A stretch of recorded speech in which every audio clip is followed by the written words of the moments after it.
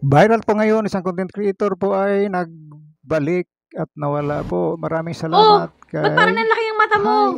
Yan ang sinasabi Incredible. ko sa'yo. Ito Sa po ang bawat clips na pintong pakinggan nagsasara, natin. maraming Saglit ha. bintana ang magbubukas.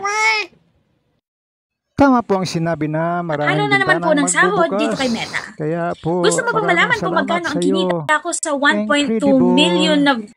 Hinahangaan kita, sana po ay tuloy-tuloy na iyong pagbalik sa Facebook. Huwag mo na po isipin yung income natin. Ang mahalaga po ay tulungan niyo po kami. Saludo talaga ako sa iyo kasi sinusundan kita bago po ako na-monetize.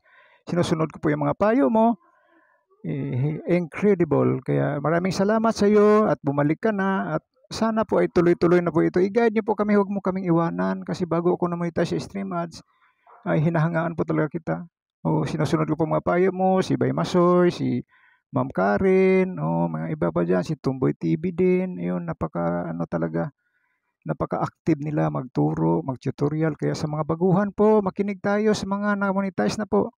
Huwag tayong gagawa ng mga step dito na magkaroon tayo ng violation. Kasi po ako, 3 months po ako bago nawala ang aking violation kasi upload ako ng upload. Hindi naman ako nakikinig sa mga tutorial. Kaya payo ko sa inyo, sa mga monetize kayo manood ng tutorial. Huwag po sa hindi po muna monetize kasi malamang may restriction kayo. Huwag kayong mag-share ng video sa inyong profile account. Share nyo sa sa inyong page kasi unoriginal content na ba yun. Kaya ingat tayo sa pag-upload. Saludo ako kay Miss Incredible kasi nagbalik na po siya at sana marami ka pang matutulungan, madam, at huwag mo kaming iwanan, please. Oo, marami pa pong nag-uumpisa ngayon. Halos lahat ng mga kaibigan natin sa social media ay nag-reels na din kasi gustong kumita. Pero ako, kaumpisa ko pa lang. Kaya huwag kalimutang i-share ng video na to. Tapusin ang video para makatulong tayo sa mga street children at sa mga tatanda na bigyan natin ng kaunting pagkain.